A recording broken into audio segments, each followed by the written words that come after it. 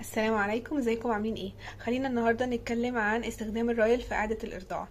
اولا، هو الرايل ده ايه اصلا؟ ده انبوبه رفيعه قوي زي ما قلنا في الفيديو اللي قبل كده، وهو اصلا استخداماته الطبيه مختلفه عن الرضاعه. هو اصلا مش معمول لكده، بس احنا بنستخدمه في اعاده الارضاع.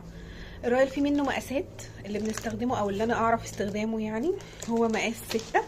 مش عارفه باين ولا لا. 6 هو ده، بيبقى طويل كده، مش قصير، عشان في واحد كده مره انا جبته بس ما كان كان قصير كده ما نفعنيش. هو المفروض بيبقى طويل.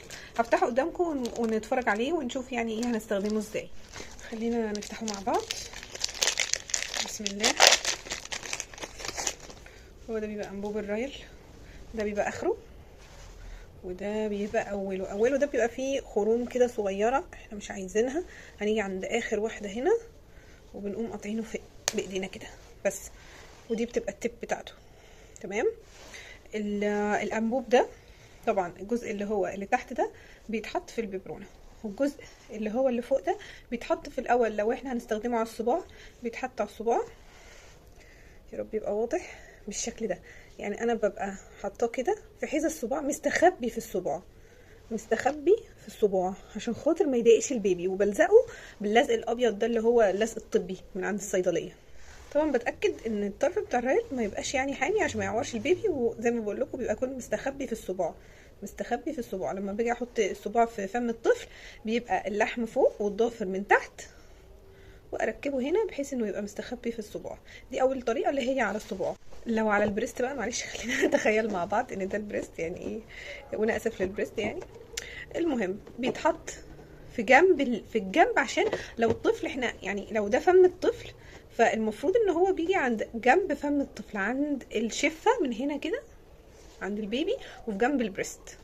وبرده الفكره ان هو يبقى مستخبي في البريست، يعني ما يبقاش اطول منه، ما يبقاش اقصر منه، يبقى ايه يعني ايه مستخبي فيه، بحيث ان الطفل لما بيجي يعمل سكشن فبتلاقي يعني انا سي مثلا اهو، فتلاقي ده بتطلع لقدام، هتبدا تعور البيبي، يعني تخش في بقه يتضايق، فهيبقى متضايق.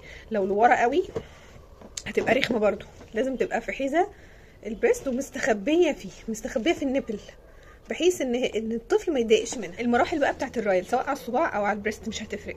المفروض ان هو في الاول بحطه، انا دلوقتي ده الطرف التاني بحطه في الببرونه بتاعتي، فتخيلوا معايا ان هو محطوط في الببرونه. في اول مرحله بحطه على مستوى قعدتي، يعني بيبقى الطرف ده كده محطوط، فمبيبقاش بطوله يعني، لا بيبقى كده بحيث يبقى سهل شويه على البيبي.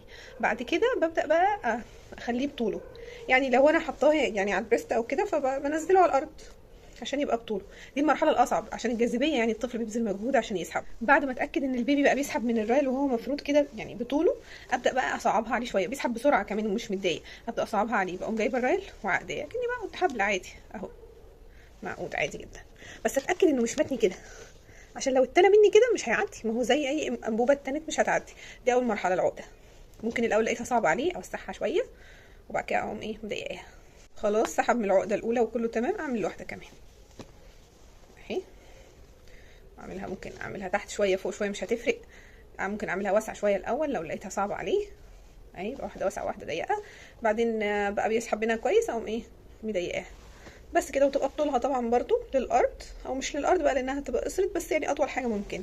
ودي هتبقى اصعب مرحله. بعد ما نوصل للمرحله دي والبيبي يبقى بيشفط بسرعه منها ومبسوط عادي وكله تمام، ابدا بقى اشيل الرايل من رضعات. يعني انا مثلا برضع في اليوم 6 رضعات، اشيل الرايل من رضعه. والافضل نبدا بالليل مثلا واحنا نايمين، لان دي اكتر وقت بيكون فيه لبن كتير، فمبيبقاش البيبي محتاج الرايل يعني. بس ده طبعا بعد زي ما بقول، بعد ما بيبقى متمكن من الرايل بعقداته كلها. يا رب تكونوا استفدتوا، وان شاء الله كلكم ترضعوا ولادكم طبيعي من غير ولا نقطه صناعي. شكرا لكم.